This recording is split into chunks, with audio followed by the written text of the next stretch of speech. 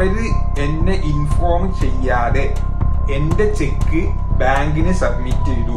അങ്ങനെ സബ്മിറ്റ് ചെയ്തപ്പോൾ ഞാൻ പോലും അറിഞ്ഞിട്ടില്ല. പിന്നെ ഞാൻ ബാങ്ക് പോയപ്പോഴാണ് ഇത് അറിഞ്ഞത്. ഇംഗ്ലീഷ് സെഷനെ പറ്റി വ്യാപകമായിട്ടുള്ള മോശമായിട്ടുള്ള ഒപ്പീനിയൻസ് പല ആൾക്കാരും റൈസ് ചെയ്യുന്നുണ്ട്. 2 ലക്ഷം കൊടുത്തിട്ടാണ് പഠിക്കുന്നത് എന്നൊക്കെ പറഞ്ഞു. പ്രോട്ടോടൈപ്പ് കൊള്ളയാണ്. ഇതാണ് ഇപ്പൊ ഭയങ്കരമായിട്ട് നിറഞ്ഞു നിൽക്കുന്ന ടോപ്പിക്. ഈ ഒരു ടോപ്പിക്കിൽ എന്നോട് സംസാരിക്കണമെന്ന് കഴിഞ്ഞ 2 ആഴ്ചയായിട്ട് നിരന്തരം പല രീതിയിൽ പല പ്ലാറ്റ്ഫോമിൽ നിങ്ങൾക്ക് മെസ്സേജ് വരുന്നുണ്ട്. ഇതിനെപ്പറ്റി പറയണം ബ്രോ പ്ലീസ്. സോ ആ ഒരു കാര്യമാണ് നമ്മളിവിടെ സംസാരിക്കാൻ പോകുന്നത്. And this video is completely ഒരു ജെന്യൂൻ ഒപ്പീനിയൻ ആയിരിക്കും. First of all let me tell you one thing. ഞാൻ എന്റെ സൈഡ് പറയട്ടെ. ഞാൻ ഒത്തിരി തവണ പ്രോട്ടോടൈപ്പിനെ പറ്റി പറഞ്ഞതാണ്, പല വീഡിയോസിലും പറഞ്ഞതാണ്.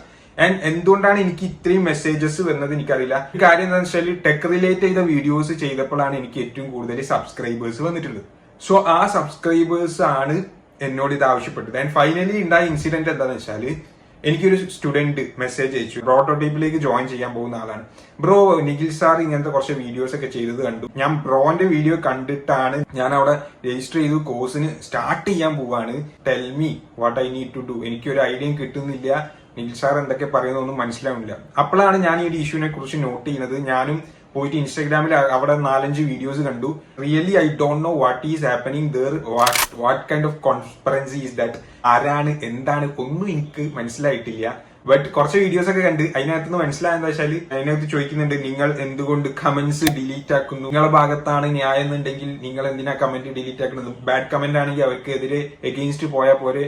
അപ്പൊ നിഖിൽ സാർ കമന്റ് ഡിലീറ്റ് ചെയ്യുന്നതിന്റെ റീസൺ ഒക്കെ പറഞ്ഞിട്ട് അങ്ങനെ കുറെ സംഭവങ്ങളൊക്കെയാണ് അതിനകത്തുള്ളത്. ഈ ഒരു സ്റ്റുഡന്റ് ഇനിയിപ്പം അഡ്മിഷൻ എടുത്തിട്ടുള്ള സ്റ്റുഡന്റ് അവൻ എനിക്ക് മെസ്സേജ് അയച്ചിട്ട് അവൻ പറഞ്ഞ് ബ്രോ പ്ലീസ് ഇതിനെ കുറിച്ചൊന്ന് റിയാക്ട് ചെയ്യണം. ബിക്കോസ് ബ്രോന്റെ വീഡിയോ കണ്ടിട്ടാണ് ഞാൻ ചെയ്യുന്നത്. So I need opinion from you എന്ന് പറഞ്ഞു. ആ ഒരു കാര്യം അതുപോലെ ഒത്തിരി പേര് എനിക്ക് മെസ്സേജ് അയച്ചിട്ടുണ്ട്. ഈ ഒരു കാണുന്ന സ്ക്രീൻഷോട്ട് ഉണ്ടല്ലോ, ഇതും പല ആൾക്കാരെ അയച്ചു തന്നതാണ്. പ്ലീസ് റിയാക്ട് ബ്രോ എന്ന് പറഞ്ഞിട്ട്. എനിക്ക് ഇതിനകത്ത് റിയാക്ട് ചെയ്യേണ്ട ഒരു ആവശ്യമില്ല. അതിന്റെ റീസൺ എന്താ അറിയോ? ബിക്കോസ് ഞാൻ അവിടുത്തെ സ്റ്റാഫ് അല്ല, അത് എന്റെ കമ്പനി അല്ല, ഞാൻ അവിടുത്തെ ഒരു അലുമിനിയം. യെസ്. ആൻഡ് ആ ഒരു സമയത്ത് അതിന് ശേഷമുള്ള പല വീഡിയോസ് ഞാൻ ചെയ്തിട്ടുണ്ട്. എന്റെ പേഴ്സണൽ ആയിട്ടുള്ള റിയൽ ആയിട്ടുള്ള കറക്റ്റ് ആയിട്ടുള്ള ഒപ്പീനിയൻ ഞാൻ പറഞ്ഞിട്ടുണ്ട്. പക്ഷേ ഈ ഒരു കാര്യത്തിൽ സംസാരിക്കണം എന്ന് എനിക്ക് തോന്നി. ബിക്കോസ് നിങ്ങൾ ഈ എന്നെ ഫോളോ ചെയ്ത് എന്നെ ട്രസ്റ്റ് ചെയ്യുന്ന എന്റെ വീഡിയോസ് വാച്ച് ചെയ്യുന്ന നിങ്ങളോട് എനിക്ക് കുറച്ച് റെസ്പോൺസിബിലിറ്റി ഉണ്ട് as A human being. So ഞാൻ ആ ഒരു കാര്യമാണ്, ആ ഒരു പാർട്ടാണ് ഞാൻ ഇവിടെ കംപ്ലീറ്റ് ആക്കുന്നത്. ഓക്കെ, അതിനകത്ത് എന്റെ അനുഭവം പറയാം. നമ്പർ 1. നമ്പർ 2 എന്ന് പറയുന്നത് ബാങ്കുമായി ബന്ധപ്പെട്ടിട്ട് മോശമായി പ്രോട്ടോടൈപ്പ് കാരണം ഉണ്ടായ ഒരു ഭയങ്കര വിഷമകരമായിട്ടുള്ള ഒരു കാര്യം ഇതിനകത്ത്. ഇത് ഏതാന്ന് വെച്ചാല് ഈ ഒരു പോസ്റ്റ് 7000-ന് മുകളിൽ ലൈക്കൊക്കെ കിട്ടിയിട്ടുള്ള കണക്കിന് ആളുകൾ ഷെയർ ചെയ്തിട്ടുള്ള ഏകദേശം 300 ചില്ലാനോൺ കമന്റ്സ് അതിനകത്തുണ്ട്. അതായത് പ്രോട്ടോടൈപ്പിൽ പഠിച്ച ആൾക്കാരെ അതിനകത്ത് കമന്റ് ഇട്ടിട്ടുണ്ട്. പഠിക്കാതെ എന്താണെന്ന് അറിയാതെ കുറെ ആൾക്കാർ എന്തൊക്കെയോ കമന്റ് ഇട്ടിട്ടുണ്ട്. അങ്ങനെ പലതുണ്ട്.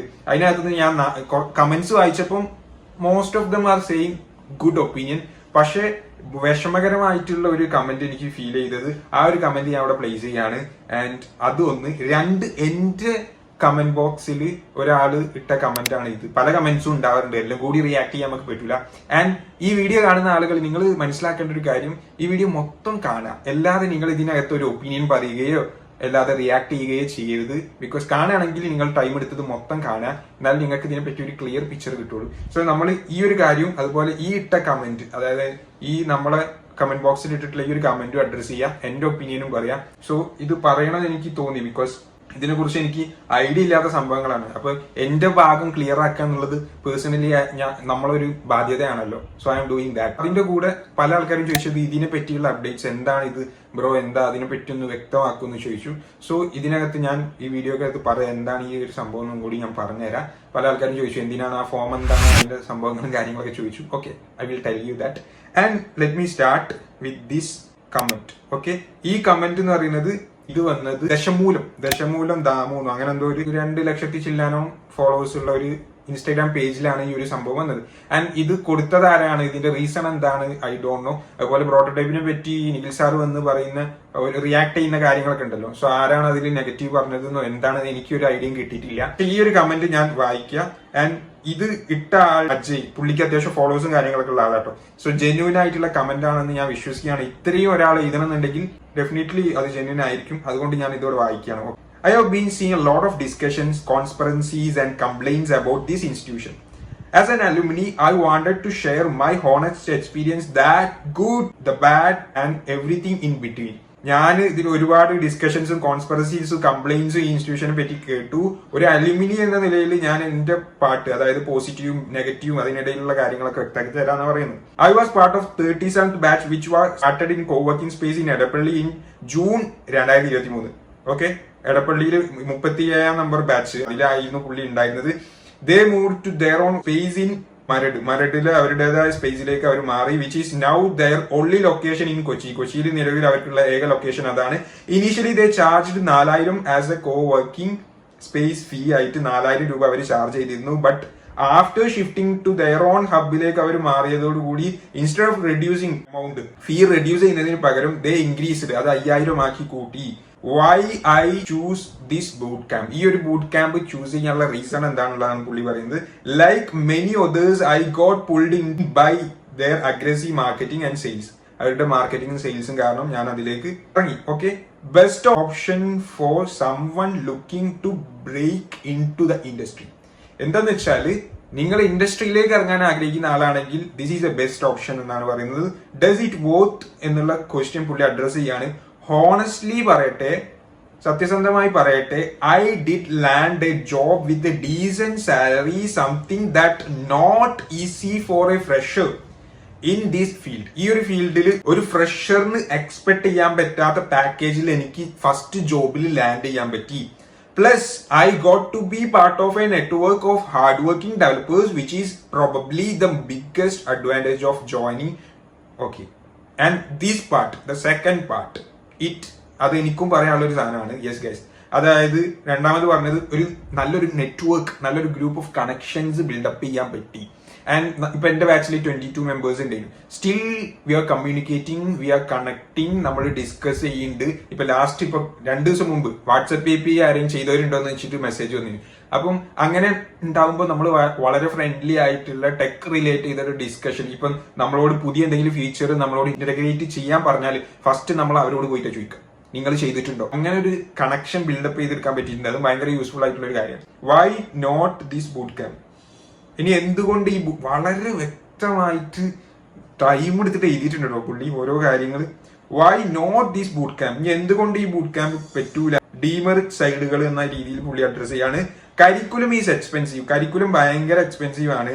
And the environment is extremely stressful. Environment ഭയങ്കര സ്ട്രെസ്ഫുൾ ആണ് എന്നാ പറയുന്നത്. ഈ സ്ട്രെസ്ഫുൾ എൻവിറോൺമെന്റ് ഉണ്ടോ? ഞാൻ ഒരു കാര്യം പറഞ്ഞുതരാം. ഇപ്പൊ എന്റെ ലൈഫിൽ ഏറ്റവും സ്ട്രെസ് ആയ ഒരു സിറ്റുവേഷൻ എന്റെ ലൈഫിൽ ഉണ്ടായത് 10th ക്ലാസ്സിലായിരുന്നു. അതുകൊണ്ടുള്ള ബെനിഫിറ്റ് എന്താ വെച്ചാൽ കുറച്ച് മാർക്ക് വാങ്ങാൻ പറ്റിയുള്ളത്. അതുവരെ എനിക്ക് വലിയ പ്രഷറൊന്നും എന്റെ ലൈഫിൽ ഫീൽ ചെയ്തിട്ടില്ല. പക്ഷെ ആ ഒരു സമയത്ത് സോഷ്യൽ പ്രഷർ, ടീച്ചേഴ്സിന്റെ ഭാഗത്തുനിന്ന്, പാരന്റ്സിന്റെ ഭാഗത്തുനിന്ന് ഇനി A+ കിട്ടിയില്ലെങ്കിൽ അത് ആൾക്കാർ ജഡ്ജ് ചെയ്യും, ആൾക്കാർ ചോദിക്കും. ഈ കംപ്ലീറ്റ് പ്രഷർ ഉണ്ടല്ലോ, അതാണ് നമ്മളെ അതിൽ ശരിക്കും ഒന്ന് പുൾ ചെയ്ത്. അതേ സമയം ഈ ഒരു കാര്യത്തിലുള്ള പ്രഷർ എന്ന് പറഞ്ഞാൽ അതിന്റെ ഒക്കെ ഒരു 7, 8, 9 ഇരട്ടി പ്രഷർ. ആ ഒരു പ്രഷർ തന്നെയാണ് നമ്മളെ എത്രയും പെട്ടെന്ന് ജോബിലേക്ക് ലാൻഡ് ചെയ്യാൻ നമ്മളെ സഹായിച്ചെന്നുള്ള കാര്യം പറയാറുണ്ട്. സോ ആ ഒരു കാര്യമാണ് പുള്ളി പറയുന്നത്. ബാക്കിയും കൂടി പറഞ്ഞുതരാം. They make you sign a one sided agreement. Okay, നമ്മളെ കൊണ്ട് ഒരു എഗ്രിമെന്റ് സൈൻ ചെയ്യിപ്പിക്കും. അത് എന്നെ കൊണ്ട് ചെയ്യിപ്പിച്ചതാണ്. Which is entirely in their favour. ഒക്കെ അവരുടെ ഇൻട്രസ്റ്റിലായിരിക്കും. One of the clause even states that you must pay the full amount even if something unfortunate happen to you. അതിനകത്തുള്ള വൺ കണ്ടീഷൻ എന്താ വെച്ചാല്, അതിനകത്തുള്ള ഒരു സ്റ്റേറ്റ്മെന്റ് ആണ്. അതായത് നിങ്ങൾക്ക് ഇനി ലൈഫിൽ എന്തെങ്കിലും സംഭവിച്ചാൽ പോലും, even if it is A death, I still remember. Yes, ഈ പുള്ളി ഇത് പറഞ്ഞപ്പോ ഞാൻ ഓർക്കുന്നുണ്ട് ആ ഒരു ക്ലോസ്. ഇത് നമ്മളെ ബാച്ച് മേറ്റ്സിനായിട്ട് ഡിസ്കസ് ചെയ്തതാ. എടാ അത് നോക്കടാ, നമ്മൾ മരിച്ചാലും ഫീസ് അടയ്ക്കണം എന്നാണ് പറയുന്നത്. അപ്പൊ ആരടിക്കുന്നൊക്കെ പറഞ്ഞു. അപ്പം നമ്മൾ പരസ്പരം അങ്ങോട്ട് പറഞ്ഞു, എടാ അതൊന്നും ഉണ്ടാവില്ല, നമുക്ക് തോന്നുന്നുണ്ടോ ഒരാള് മരിച്ചു കഴിഞ്ഞാൽ ആരെങ്കിലും ചോദിക്കുക. അത് ജസ്റ്റ് അവരുടെ ഒരു പാർട്ട് ക്ലിയർ ആക്കാൻ വേണ്ടിയിട്ട് അവർ എഴുതുന്നതായിരിക്കും. സോ നമ്മൾ ആ രീതിയിൽ കാണുള്ളൂ. സോ അങ്ങനത്തെ സിറ്റുവേഷൻ ഒന്നും ആർക്കും ഇല്ലാതിരിക്കട്ടെ. അപ്പൊ അങ്ങനത്തെ സിറ്റുവേഷൻ നമ്മൾ എക്സ്പെക്ട് ചെയ്യുന്നില്ലല്ലോ, ആരും അങ്ങനെ എക്സ്പെക്ട് ചെയ്യുന്നില്ല. ആ ഒരു കാര്യമാണ് പുള്ളി പറയുന്നത്. അതായത് അങ്ങനെ ഒരു ക്ലോസ് വരെ അതിനകത്തുണ്ട്. Now you can imagine what the rest of the contract looks like. അപ്പൊ ബാക്കിയുള്ള കോൺട്രാക്ടിന്റെ കണ്ടീഷൻസ് എന്താ നിങ്ങൾക്ക് ആലോചിക്കാവുന്നതേ ഉള്ളൂ എന്നൊക്കെയാണ് പറയുന്നത്. ഓക്കെ, മൈ ബിറ്റർ എക്സ്പീരിയൻസ്, എന്റെ ചമർപ്പ് നിറഞ്ഞ കയ്പ് നിറഞ്ഞ എക്സ്പീരിയൻസ് പറഞ്ഞുതരാന്നറിയാം. ആഫ്റ്റർ ഗെറ്റിംഗ് പ്ലേസ്മെന്റ് കിട്ടിയതിനു ശേഷം through my own effort with no help from them. ഇത് ഞാൻ വായിച്ചപ്പോൾ ഞാൻ വിചാരിച്ചിട്ട് എന്താ സംഭവം എനിക്ക് മനസ്സിലായില്ല. അവരിന്ന് ഒരു ഹെൽപ്പും കിട്ടിയിട്ടില്ല. അത് ഞാൻ പ്ലേസ്ഡ് ആയ സമയത്ത് എന്നാണ് പറഞ്ഞേക്കണത്. ഫിനാൻസ് ടീം എന്നെ കോണ്ടാക്ട് ചെയ്തു പേയ്മെന്റ് സെറ്റിൽ ചെയ്യാൻ വേണ്ടിയിട്ട്. However they added an extra 18,000 GST mention of GST anywhere before. അതായത് ഇതിനു മുമ്പ് GST പറ്റി എവിടെയും പറഞ്ഞിട്ടില്ല, എന്നിട്ട് പിന്നെ ഒരു GST പറഞ്ഞു എന്നാ പറയുന്നത്. എഗ്രിമെന്റ് ക്ലോസിൽ GST പറഞ്ഞിട്ടില്ല എന്നുള്ളതാണ് പുള്ളി പറയുന്നത് എനിക്ക് തോന്നുന്നത്. ആൻഡ് ഞാനത് നോക്കിയിട്ടില്ല. എനിക്ക് GST ഇൻക്ലൂഡ് ചെയ്തിട്ടാണ് ഞാനും ഫീസ് അടിച്ചത്. പക്ഷെ ഞാൻ GST എഗ്രിമെന്റിൽ ഉണ്ടോയെന്ന് ഞാൻ പോയി നോക്കിയിട്ടില്ല, ഞാനത് ഓർത്തിട്ട് പോലില്ല. ഇപ്പൊ ഈ പുള്ളി പറഞ്ഞപ്പോഴാണ് ഞാൻ ആ കാര്യം നോക്കുന്നത്. So I need to check that. I don't know anything about that. ഈ ഒരു ആള് പറയുന്നത് അതുകൊണ്ട് 11 month നമ്മൾ ഡിസ്കഷൻ ഒക്കെ നടത്തി അവസാനം അവര് പറഞ്ഞു ഓക്കെ GST ഇല്ലാതെ തനിക്ക് പേയ്മെന്റ് നടത്താം, ക്ലിയർ ചെയ്യാം. But a few week later, കുറച്ച് ആഴ്ച കഴിഞ്ഞ സമയത്ത് I went to bank for a loan and was told that my credit score was badly affected. Okay, കുറച്ചാഴ്ച കഴിഞ്ഞിട്ട് ഞാൻ ബാങ്കിൽ പോയപ്പോൾ ബാങ്കുകാർ പറഞ്ഞു നിങ്ങളെ ക്രെഡിറ്റ് സ്കോർ ഭയങ്കര മോശമാണ്. Turns out during the GST okay they had submitted one of my guarantee check to the bank without informing me. Now I can't apply for a small loan because of this. At the end of the day this is a business എന്നൊക്കെ പറഞ്ഞിട്ടാണ്. അപ്പം ഈ ഒരു പാട്ടിൽ പുള്ളി പറയുന്നത് എന്താ വെച്ചാൽ, യെസ് ഗൈസ്, ഈ ഒരു പാട്ടാണ് എനിക്ക് വിഷമം ഉണ്ടാക്കിയത്. അതായത് അവര് എന്നെ ഇൻഫോം ചെയ്യാതെ എന്റെ ചെക്ക് ബാങ്കിന് സബ്മിറ്റ് ചെയ്തു. അങ്ങനെ സബ്മിറ്റ് ചെയ്തപ്പോ ഞാൻ പോലും അറിഞ്ഞിട്ടില്ല. പിന്നെ ഞാൻ ബാങ്കിൽ പോയപ്പോഴാണ് ഇത് അറിഞ്ഞത്. അവരെന്നോട് പറയണമായിരുന്നു എന്നുള്ള രീതിയിലാണ് പുള്ളി ആ ഒരു കാര്യം. അതെനിക്ക് ഭയങ്കര മോശമായിട്ടുള്ള ഒരു എക്സ്പീരിയൻസ് ആണ് എന്ന രീതിയിലാണ്. ഇപ്പൊ പുള്ളിക്ക് ലോൺ എടുക്കാൻ പറ്റണില്ല, അങ്ങനത്തെ ഒരു സിറ്റുവേഷൻ ആണ് എന്നാണ് പറയുന്നത്. So I don't know anything about this guy. And ഇദ്ദേഹം 35ാമത്തെ ബാച്ചിലാണെന്ന് പറയുന്നു. എനിവേ അദ്ദേഹം ഒരു ഹോണസ്റ്റ് ആയിട്ടുള്ള പുള്ളിയുടെ ഒപ്പീനിയൻ പറഞ്ഞതാണ്. ആൻഡ് പുള്ളിയുടെ അക്കൗണ്ട് ഇവിടെ കാണുന്നുണ്ട്. This is his account. Okay, അത്യാവശ്യം ഫോളോവേഴ്സ് ഒക്കെ ഉള്ള ഒരു അക്കൗണ്ട് ആണ്. സോ പുള്ളി പറയുന്ന ഒരു കാര്യം, this is for the first time ഞാൻ ഇങ്ങനത്തെ ഒരു സംഭവം ആദ്യമായിട്ടാണ് കേൾക്കുന്നത്, എനിക്കറിയില്ല. ഓക്കെ, സോ ആ ഒരു കാര്യം ഞാൻ വായിച്ചപ്പം നിങ്ങൾ എന്നെ ട്രസ്റ്റ് ചെയ്യുന്ന പോലെ, നിങ്ങൾ എന്നെ ബിലീവ് ചെയ്യുന്ന ആളുകളല്ല. സോ ആ ഒരു കാര്യം പറയണമെന്ന് തോന്നി. സോ എനിക്കറിയാത്ത കാര്യമാണ്, എനിക്കൊരു ഐഡിയ ഇല്ല ഈ ഒരു കാര്യത്തെ കുറിച്ച്. എന്റെ പാട്ട് ഞാൻ ക്ലിയർ ആക്കിയത്, ഞാൻ കണ്ടത് അവിടെ ദശമൂലം ദാമുവിന്റെ ഇതിനകത്തുള്ള സാധനമാണിത്, എനിക്കറിയത്തില്ല. ഓക്കെ, അത്ര എനിക്ക് ഇതിനകത്ത് പറയാനുള്ളൂ. ഇനി നമ്മളെ ഇതിനകത്ത് വരുന്ന കമന്റ്, അതാണ് ഞാൻ അഡ്രസ് ചെയ്യേണ്ടത്. Okay, I will address that one. Yes guys, ഇതിനകത്ത് ഒരാൾ കമന്റ് ഇട്ടതാണ്, നമ്മളെ യൂട്യൂബിന്റെ താഴെ വന്ന കമന്റ് ആണ്. ഇതാണ് ആ comment. No certificate, no teacher, no help in finding job, absolutely nothing but just pressure. Antony സ്റ്റാർസോ അങ്ങനെ ആരോ ആണ് കമന്റ് ഇട്ട്. സോ ഈ ഒരു കമന്റ് ഞാൻ പറഞ്ഞുതരാം. No certificate. യെസ് ബ്രോ, ഞാൻ ഒരു കാര്യം പറയാം. ഈ ബ്രോക്ക് ഈ ഇൻഡസ്ട്രീനെ കുറിച്ച് ഒരു ഐഡിയ ഇല്ലാത്തത് കൊണ്ടായിരിക്കണം ഇങ്ങനെ ഒരു കമന്റ് ഇട്ടേക്കുന്നതിന്. Let me tell you one thing, there is ഈ ഒരു ഫീൽഡിൽ സർട്ടിഫിക്കറ്റ്, എന്റെ പേഴ്സണൽ ഒപ്പീനിയൻ വെച്ചിട്ട് ഞാൻ ഒത്തിരി ഇന്റർവ്യൂസ് അറ്റൻഡ് ചെയ്തിട്ടുണ്ട്. But no one has asked certificate. ഒരാൾ പോലും ചോദിച്ചിട്ടില്ല. ഡയറക്റ്റ് സ്കില്ല് ടെസ്റ്റ് ചെയ്ത്, ബിക്കോസ് ഈ സർട്ടിഫിക്കറ്റ് ഉണ്ടായിട്ട് പ്രത്യേകിച്ച് കാര്യമൊന്നുമില്ല. ഈവൻ ഇപ്പൊ നമ്മൾ പല ആൾക്കാരെ ഇന്റർവ്യൂ ചെയ്യുന്നുണ്ട്. സോ ഞാൻ പറയട്ടെ, നമ്മൾ സർട്ടിഫിക്കറ്റ്സ് ചോദിക്കാറില്ല. ബിക്കോസ് ഈ സർട്ടിഫിക്കറ്റ് കൊണ്ട് എന്താണ് ഗുണം എന്നുള്ളത് നമ്മൾ അതിനെ കുറിച്ച് ചിന്തിച്ചിട്ട് പോലില്ല ആ പാട്ട്. ബിക്കോസ് നമുക്ക് ആവശ്യം നമ്മളെ ടീമിൽ വർക്ക് ചെയ്യാൻ ആപ്റ്റ് ആയിട്ടുള്ള ആൾക്കാരാണ്. നമ്മൾ ഇത് കൊളാബ് ചെയ്ത് വർക്ക് ചെയ്യാൻ ആപ്റ്റ് ആയിട്ടുള്ള സ്കില്ലുള്ള ആൾക്കാരെയാണ് നമുക്ക് ആവശ്യം. ഇവിടെ നിങ്ങൾ നോക്കുക, ഈ സർട്ടിഫിക്കറ്റ് ഡിഗ്രി PG ഒക്കെ എടുത്ത് നിങ്ങൾക്ക് സർട്ടിഫിക്കറ്റ് കിട്ടും. എന്തെങ്കിലും ഒരു കോഴ്സ് ചെയ്ത് നിങ്ങൾക്ക് സർട്ടിഫിക്കറ്റ് കിട്ടും. ആ സർട്ടിഫിക്കറ്റിന് എന്താണ് വാല്യൂ? ഏതൊരു ഇൻസ്റ്റിറ്റ്യൂഷനും സർട്ടിഫിക്കറ്റ് തരാൻ പറ്റും. ബിക്കോസ് അവരൊരു കമ്പനി ആണെങ്കിൽ അവർക്ക് സർട്ടിഫിക്കറ്റ് തരാൻ പറ്റും. സർട്ടിഫിക്കറ്റ് മീൻസ് അവർക്ക് അവരുടെ ലെറ്റർ പാഡിൽ അടിച്ചു തന്നാൽ മതി. ഇന്ത്യൻ നിയമപ്രകാരം ആർക്കും സർട്ടിഫിക്കറ്റ് കൊടുക്കാം. ഒരു കമ്പനിക്ക് ഓരോ സർട്ടിഫിക്കറ്റ് ഇഷ്യൂ ചെയ്യാൻ അവർ, if they are legally a firm, they can do that. But what is, എന്താണ് അതിന്റെ കൊണ്ട് യൂസ്? എന്താണ് ഈ സർട്ടിഫിക്കറ്റ് ഇങ്ങനെ കാണിച്ചുകൊണ്ട് നമ്മളെ സ്കില്ലോ അല്ലെങ്കിൽ നമുക്ക് യൂട്ടിലൈസ് ചെയ്യാൻ ഒന്നും പറ്റൂല. സോ ഇതിനൊരു ഇമ്പോർട്ടൻസും ഇല്ല എന്ന് ഫസ്റ്റ് ഓഫ് ഓൾ മനസ്സിലാക്കുക സർട്ടിഫിക്കറ്റിന്. Okay, number 2, no teacher. അതിനകത്ത് ഞാൻ പറയുന്ന കാര്യം എന്താ വെച്ചാൽ, എന്റെ ടീച്ചർ ഡിഗ്രിക്ക് പഠിക്കുമ്പോൾ എന്റെ ടീച്ചർ, എന്റെ മാം പറഞ്ഞൊരു കാര്യം ഞാൻ പറഞ്ഞുതരാം. മാം നമുക്ക് പഠിപ്പിച്ചു തരുന്ന കാര്യത്തിനെ കുറിച്ച് ഒരു ഐഡിയ ഇല്ല. ഇൻഡസ്ട്രിയിൽ ഇതെന്താണ് ചെയ്യണത് ഒരു ഐഡിയ ഇല്ല. പക്ഷെ നിങ്ങളൊക്കെ ഇൻഡസ്ട്രി കയറാൻ വേണ്ടിയിട്ടാണല്ലോ അതൊക്കെ പഠിക്കാൻ വന്നത്. മാം എന്ന് പറഞ്ഞ കാര്യമാണ്. ഇനി എനിക്ക് റിട്ടയർഡ് ആയിട്ട് വേണം ഇൻഡസ്ട്രിയിൽ ഇതൊക്കെ എന്തൊക്കെ ചെയ്യണമെന്ന് പഠിച്ച് എടുക്കാൻ, അതിനെ പറ്റി ആലോചിക്കാൻ എന്ന് മാം പറഞ്ഞു. അപ്പൊ അത് നമ്മളുടെ ഒരു ടീച്ചിങ് സിസ്റ്റം അല്ലെങ്കിൽ എഡ്യൂക്കേഷന്റെ ഒരു ഡ്രോബാക്ക് ആണ്. ചെറുപ്പം മുതലേ നമ്മൾ ഫീഡിങ് ഹാബിറ്റിലൂടെ പഠിച്ചത് കൊണ്ട് തന്നെ ആ ഒരു സിസ്റ്റത്തിൽ നിന്ന് ഔട്ട് ആവാൻ നമുക്ക് ഭയങ്കര ബുദ്ധിമുട്ടായിരിക്കും, നമുക്കത് ചിന്തിക്കാൻ പോലും പറ്റൂല. സോ ആ ഒരു സിസ്റ്റമാണ് നമ്മളെ ഇത്രത്തോളം നശിപ്പിച്ചത്. ആ ഒരു സിസ്റ്റം എനിക്ക് പേഴ്സണലി ഇൻട്രസ്റ്റ് ഇല്ല, ടീച്ചിങ് എന്നുള്ള സിസ്റ്റം. ഇനി നിങ്ങൾ ഏത് ഇൻസ്റ്റിറ്റ്യൂഷനിൽ പോയി പഠിക്കുകയാണെങ്കിലും നിങ്ങൾ ഇൻഡസ്ട്രിയിലേക്കാണ് നിങ്ങൾ ഉദ്ദേശിക്കുന്നത്. വെറുതെ പഠിച്ച് കൈ വെക്കാനാണെങ്കിൽ you can do anything, but ഇൻഡസ്ട്രിക്കാണെന്നുണ്ടെങ്കിൽ ഈ ഒരു ടീച്ചിങ് മെത്തേഡ് ദയവ് ചെയ്ത് നിങ്ങൾ അക്സെപ്റ്റ് ചെയ്യാതിരിക്കുക. അതായത് mentoring it is okay, mentoring ഓക്കെയാണ്, ടീച്ചിങ് ദയവ് ചെയ്ത് അപ്രോച്ച് ചെയ്യാതിരിക്കുക. ബിക്കോസ് ഇനീഷ്യലി ഒന്നോ രണ്ടോ കാര്യങ്ങൾ പറഞ്ഞു തരിക എന്നല്ലാതെ ത്രൂ ഔട്ട് നിങ്ങളെ ഓരോ കാര്യം സ്പൂൺ ഫീഡ് ചെയ്യുന്ന പോലെ ഫീഡ് ചെയ്യുകയാണെങ്കിൽ നിങ്ങൾ പിന്നെ ഇൻഡസ്ട്രിയിൽ നിങ്ങൾക്ക് ഒന്നും ചെയ്യാൻ പറ്റില്ല. നിങ്ങൾ വേറെ ഏത് ടീച്ചറിനെയും കൂടെ കൊണ്ടുവരേണ്ടി വരും. എന്നിട്ട് നിങ്ങൾ സാലറി ടീച്ചറിന് കൊടുത്തിട്ട് നിങ്ങൾ ഇങ്ങനെ പോകേണ്ടി വരും. ആ ഒരു സംഭവം നിങ്ങൾ ശ്രദ്ധിക്കുക. അപ്പൊ അതുകൊണ്ട് കാര്യമില്ല. No help in finding job, absolutely nothing. Job find ചെയ്യാൻ ഒരു ഹെൽപ്പ് ഉണ്ടാവില്ല. കുറെ ആൾക്കാർക്ക് ഇതിനെ കുറിച്ചൊരു തെറ്റിദ്ധാരണ ഉണ്ട്. അത് ഞാൻ ഇപ്പം ക്ലിയർ ചെയ്ത് തരാം. ഇനി ആ ഒരു പാട്ട് ക്ലിയർ ചെയ്തിട്ട് ഞാൻ പോണുള്ളൂ. അതായത് പ്ലേസ്മെന്റ് അസിസ്റ്റൻസിനെ കുറിച്ച്, പ്ലേസ്മെന്റിനെ കുറിച്ച്, ജോബിനെ കുറിച്ച് ഒരുപാട് ആൾക്ക് ഇപ്പോഴും ഒരു ഐഡിയയും കിട്ടില്ല. Let me tell you my clear genuine ആയിട്ടുള്ള മൈ പേഴ്സണൽ ഒപ്പീനിയൻ ഞാൻ പറഞ്ഞുതരാം. അതായത് job എവിടെയാണുള്ളത്?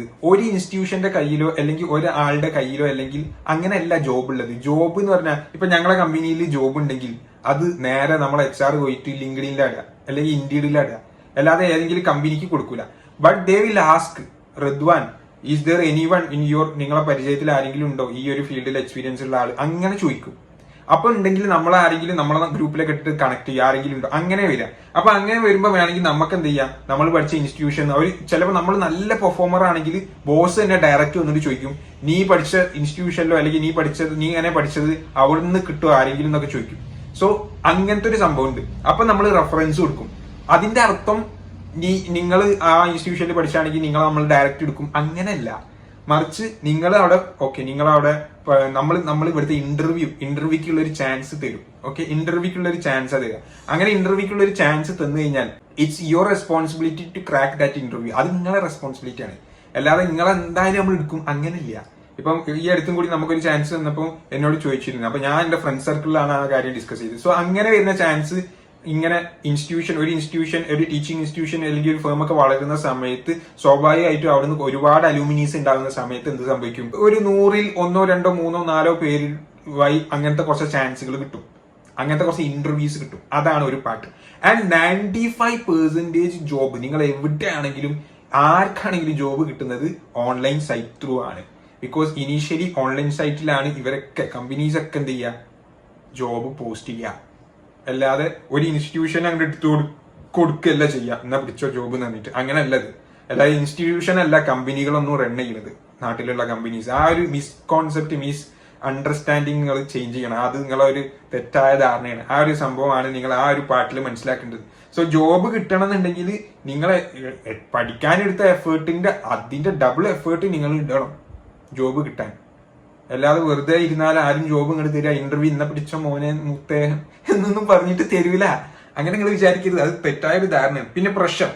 So pressure, let me tell you that part. ആ ഒരു പ്രഷർ ഞാൻ പറഞ്ഞല്ലോ, 10ാം ക്ലാസ്സിൽ ഉണ്ടായ പ്രഷർ. ആ ഒരു പ്രഷറാണ് എനിക്ക് ഏറ്റവും കൂടുതൽ ഉണ്ടായ ബെനിഫിറ്റ്. ബിക്കോസ് ഞാനൊരു ലേസി ആയിട്ടുള്ള ഒരു പേഴ്സൺ ആയിരുന്നു. പക്ഷെ ആ ഒരു പ്രഷർ കാരണം എനിക്ക് മൂവ് ഓൺ ആ ഒരു മൈൻഡ് സെറ്റിലേക്ക് എന്നെ എത്തിക്കാൻ പറ്റി എന്നുള്ളതാണ്. സോ ആ പ്രഷറിനാണോ ഇത്രയും പൈസ എന്നൊക്കെ ചോദിക്കുന്ന ആൾക്കാരുണ്ട്. സോ അത് പറയാൻ പേഴ്സണലി ഞാൻ ആളല്ല, ഇറ്റ്സ് അപ് ടു യു.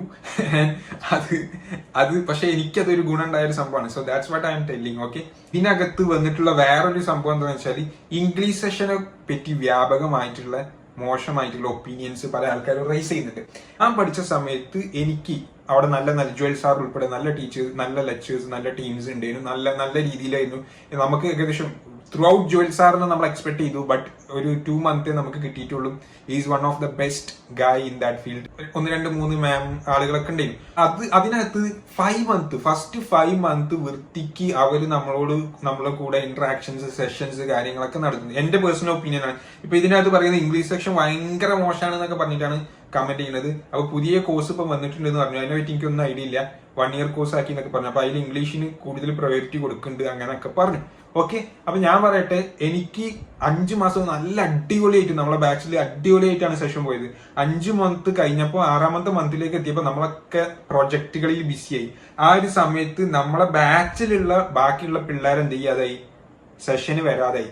അങ്ങനെ നമ്മൾ ആ ലീഡ് ചെയ്യുന്ന ടീം ഉണ്ടല്ലോ, അവിടുത്തെ മെമ്പേഴ്സ്, അവർക്ക് തന്നെ ഭയങ്കര ഒരു ഡിസ്കംഫേർട്ട് ഫീൽ ചെയ്തു.